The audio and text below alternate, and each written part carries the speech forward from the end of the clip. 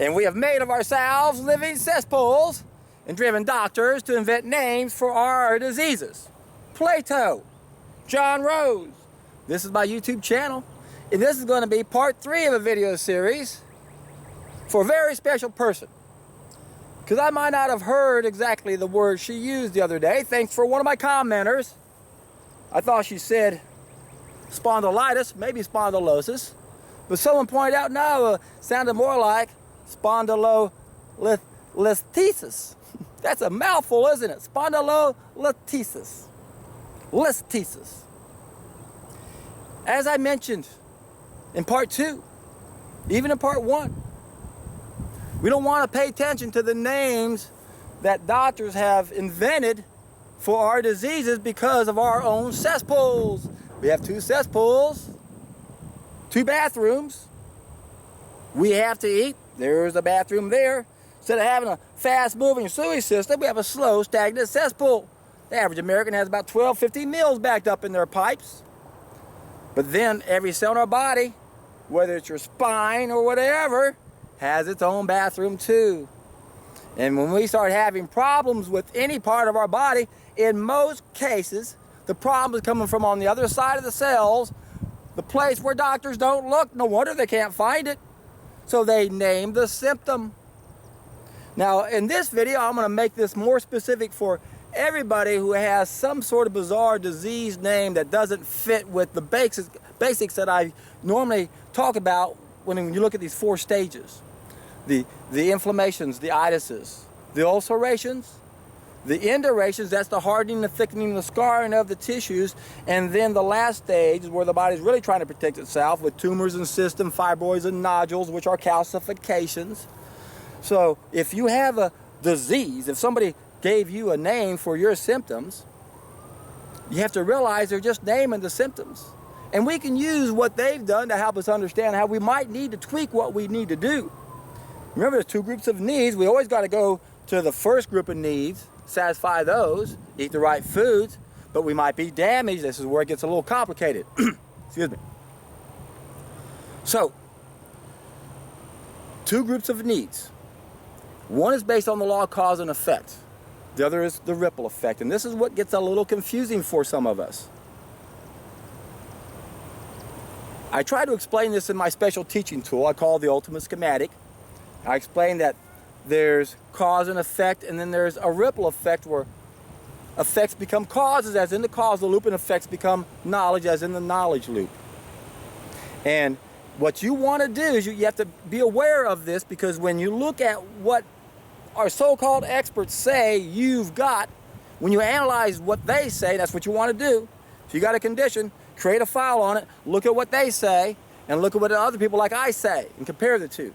We can use what they say by figuring out what? Well, what do? They name what we got based on the location and the stage it's in. So what you do is you look for key words in the description of your condition.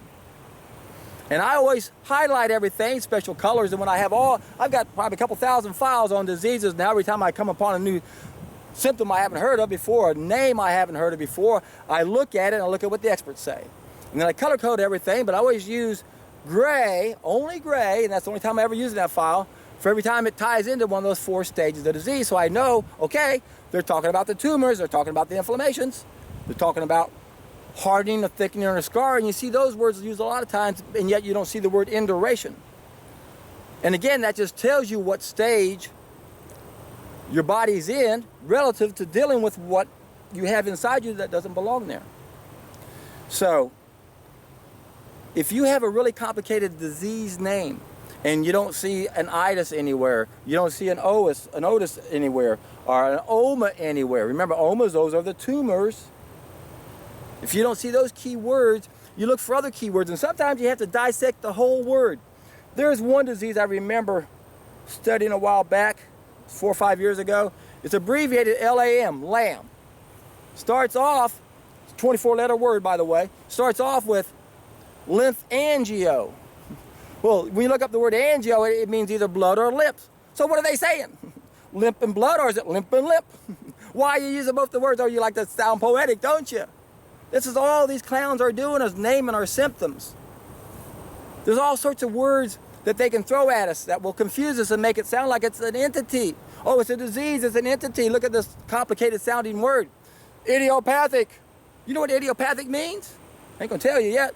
How about interstitial cystitis? Told this story before, but I gotta tell it again because I'll never forget meeting this woman. When I met her, she told me she had interstitial cystitis. So I said, let me look at my medical dictionary. One of the first things I did 30 years ago was get a medical dictionary. Thick, big old book with all these medical terms, little bitty words that they use to make a bigger word to make it look like it's a disease. And you break down these words like lamb. You go, okay, it starts off, it's in the lymph system. Angio, well, I don't know, might be some blood too. And then it uses a really tricky word, about a 10-letter word, or 9-letter actually, or 10 actually, that actually has about 3 or 4 different words that all mean basically biomas or fibroids or tumors. And then it ends with osis, abnormal tissue. Shame on you guys for naming the symptoms in such a complicated name that makes it look like it's an entity, when all you're doing is just naming the symptoms. So ignore the name of those symptoms. It helps to know what stage you're in, to know how you might have to support the body if it's damaged. So with all of our conditions, we have to realize that we'll have the official version, and then there's another version that explains how the body works. And let's take this condition this little girl has, where if it's the other name, how do you say it again? Boy, I have to think about it. Just remember how they say that. Spondylolisthesis? Listhesis? It's a tough one. I can see why you struggle with that one, my dear. But when you look at that, they're going to say there's 5 causes. That's what they say. 5 causes. One of them, birth defects. Well, I went over this just recently, how important birth defects are. Every generation we're having more and more birth defects. We can't rule out that as a possibility, but they overuse that many times. You hear many times people saying they have this congenital effect, and yet they do alternative. They don't do alternative. They do the right thing, satisfy their needs, and all of a sudden that goes away. Richard Schultz is a classic example. He said he had a congenital heart defect, wouldn't be able to live as an adult. That wasn't true at all. So one is birth defect. We might give them that possibly, because that does happen. I met one woman one time that really struggled, and finally she found out she was lacking a gene to make beta-glucan. It's a level 2 nutrient. So that's how complicated this can be if we're damaged.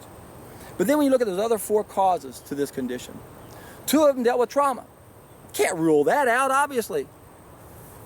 First trauma, one of the traumas they mentioned was direct trauma. You know, like you're in a car accident, you fall out of a tree or a roof or whatever, you break a limb, break your back. That can cause a problem, can it? And then there's other trauma that we get in certain athletic sports, like football or gymnastics, where you're pounding your body, you're doing certain things that are going to stress your body, and that can cause damage. But then the other 2 causes that they used is kind of what this whole point of this video is all about, where they blame it on a subsequent cause. Now, what do I mean by a subsequent cause? Well, there are primary causes, and then there are subsequent causes. That's from the ripple effect, the causal loop I told you about a little while ago. And every time I talk about this, I always use the same classic medical example, where the so-called experts say diabetes is the number 1 cause of blindness. But see, diabetes is not a primary cause, it's a subsequent cause. Something's causing the diabetes. Then it's the high blood sugar, which they call diabetes, that causes the damage to the eyes, and that's why they go blind. So there are primary causes and subsequent causes. Primary causes, in almost every case, is we're not satisfying our needs, and our own waste matter backs up. That's pretty much it in a nutshell. But then once we have a problem, there's that ripple effect. Effects become causes, just like the diabetes can cause blindness, can cause gangrene. Most people get their limbs amputated because of diabetes. No! That's not the primary cause. We're doing something that created the diabetes. So in this particular case, 2 of the causes they blame your condition on is based on a subsequent cause. Oh, you have arthritic degenerative condition.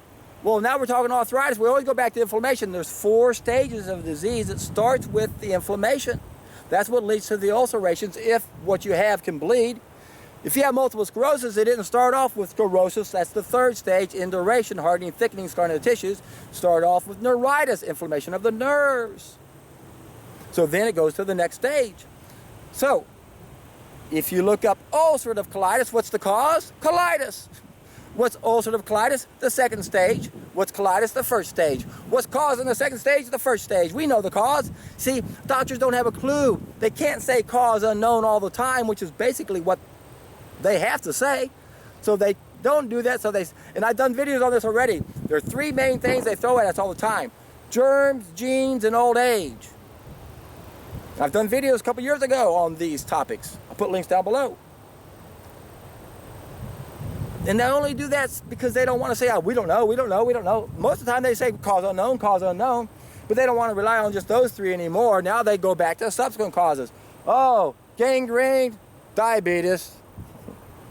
Oh, what do you got over here? Another cause for your condition, my dear? It's another one of those subsequent causes. But it's not in the first stage, like arthritis, or the third stage where things are starting to harden and thicken and scar. It's in the fourth stage. What is that? It's a tumor. You get it? You see what I'm trying to help you learn? Look at your condition and you're going to say, okay, they say it's 5 things can cause it. One of them is a tumor. Well, wait a second. A tumor is what happens in the fourth stage of a disease when our body backs up or something else gets in it that doesn't belong there. It's not that complicated. Don't get focused on the name. It doesn't hurt to figure out a little bit more about what the so-called experts think it is so you can understand, once again, what part of your body needs to be supported. That's the only good we can derive from these butchers and drug pushers naming our symptoms. Why? Because we have these 2 cesspools. Plato understood that. We've made of ourselves living cesspools and driven doctors to invent names for our diseases. What part of the body is it at? What stage is it at? Oh, your vertebrae are slipping. Why? Your discs are degenerating. Oh, that's the reason. Well, why are your discs degenerating? Acid waste. I told you about this other girl I met the same day I met this girl. And her nose was all red. Why is her nose red? Waste matter is acidic. It burns. Anytime you see skin conditions and it's red, it's burning the skin. Simple solution. This is exciting. And it goes back to what? Trick or treat. Right? Don't get tricked. Go for the treat instead. Take responsibility. I guarantee you when you do, you are in for a treat.